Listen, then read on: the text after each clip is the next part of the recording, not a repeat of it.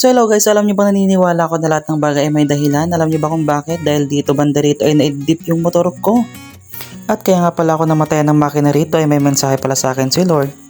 At ito nga't nauna sa akin yung kuliglig dito or yung hand tractor. May sasabihin pala sa akin si Lord dyan na aking babasahin. At ika nga dito ay don't give up, the beginning is always the hardest. Napakagaling na mensahe mga kapatid, kaya ang ganda, ang galing talaga. Salot sa may-ari po ng kuliglig na ito or hand tractor. Tunay nga namang napakagandang mensahe niyan kapatid, kaya sa mga kapwa ko dyan na may sinisimulang pangarap. Huwag kang susuko, ituloy mo lang. May nasimulan ka na, andyan ka na. Ituloy mo lang kung ano nasimulan mo. Wala mang nakikinig sa'yo, wala mang sumusuporta sa'yo. Balang araw magtatagumpay ka rin. Magtiwala ka lang sa Poong may kapal. Lahat ng bagay, posible sa Kanya. Always pray and trust the process. Walang mawawala kung ipagpapatuloy mo. Tiwala lang kapatid, balang araw magtatagumpay ka rin.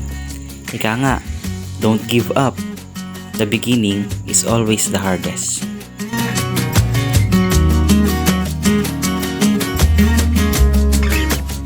For more videos, kindly please follow, like, and share. Mag-comment ka na rin kung gusto mo. Maraming salamat.